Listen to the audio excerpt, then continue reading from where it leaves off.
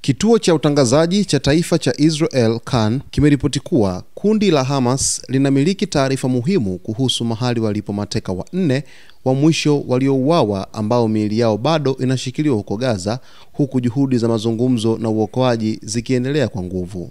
Kwa mujibu wa taarifa hiyo, wanne hao ni Meni Godat mwenye umri wa miaka 73, St. Sajet Majranville pamoja na Dror Ori mwenye umri wa miaka 48 na Sudthikas Rinthalak mfanyakazi wa kilimo kutoka nchini Thailand. Wote waliuawa tarehe 7 Oktoba na wapiganaji wa Hamas pamoja na Palestine Islamic Jihad PIJ katika Kibbutz Be'er na karibu na Kibbutz Al-Mim kabla ya miili yao kubebwa hadi Gaza kama vibao vya ushindi. Ripoti ya Kan inasema Hamas na makundi mengine ya kigaidi huko Gaza wanajua kwa hakika mahali miili hiyo ilipo, ingawa yote haiko chini ya udhibiti wao moja kwa moja. Ripoti ya Kan inasema Hamas na makundi mengine ya kigaidi huko Gaza wanajua kwa hakika mahali miili hiyo ilipo, ingawa yote haiko chini ya udhibiti wao moja kwa moja. Afisa mmoja wa Kipalestina anayeshiriki kwenye mazungumzo aliiambia Kan Reshet Bet, taarifa ambayo pia imeelezwa na I24 News, kwamba kundi la PIJ linashikilia angalau miili miwili na limekataa kuikabidhi hadi sasa. Hata hivyo, shinikizo kutoka kwa upatanishi wa kikanda likiongozwa na Uturuki na kuungwa mkono na Marekani linaweza kulifanya kundi hilo kulegeza msimamo. Taarifa hii inakuja baada ya miili ya mateka wengine waliouawa kurejeshwa katika siku za karibuni, akiwemo mwanafunzi wa Kitanzania Joshua Loitu Molel, askari wa IDF Itai Chain, na wa Israel wengine kadhaa waliorejeshwa kupitia Msalaba Mwekundu chini ya makubaliano ya muda wa kusitisha mapigano.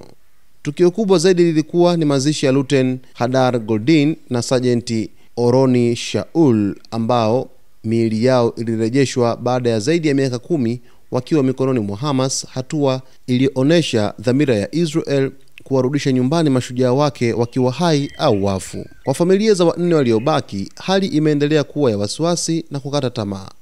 Binti wa Meni Godad aliambia Ami Radio kwamba maafisa wameonya kuwa inaweza kuchukua miezi kujua hatima baba yao, huku kukiwa na upungufu wa taarifa rasmi zinazoelezwa kutolewa.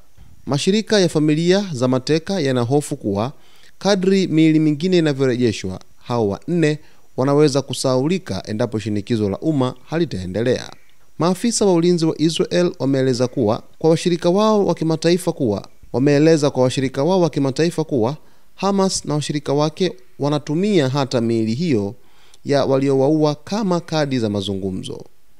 Serikali ya Israel imewasilisha kwa Marekani taarifa za kijasusi zinazoonyesha kuwa sehemu ya miili hiyo imekwisha bainishwa mahali ilipo, na vyanzo vya usalama vimependekeza njia kadhaa za kisiasa, kiuchumi na kijeshi ambazo Israel inaweza kutumia iwapo makundi hayo yatavunja au kuchelewesha makubaliano ya kurejesha miili. Wakati huo huo, katika eneo la Shejaiya na maeneo mengine ya Gaza City, wapiganaji wa Hamas wameonekana wakiandamana na timu za Msalaba Mwekundu wakitafuta mabaki ya miili chini ya magofu na katika mitaro ya chini ya ardhi. Kwa mujibu wa maafisa wa Israel, operesheni hizo zinathibitisha kuwa Hamas bado inadhibiti taarifa na maeneo muhimu na ingeweza kuharakisha mchakato wa kurejesha miili ikiwa ingetaka kufanya hivyo. Kisa cha Godad, Vil Or na Rinthalak sasa kimekuwa kipimo cha kama Hamas itaheshimu masharti ya kibinadamu katika makubaliano ya sasa ya usitishaji mapigano. Kwa Israel, kuwarudisha nyumbani wanne hao waliouawa si swala la kisiasa, bali ni wajibu wa kimaadili na ukumbusho wa uchungu kwamba Hamas bado inawashikilia hata waliokufa kama mateka.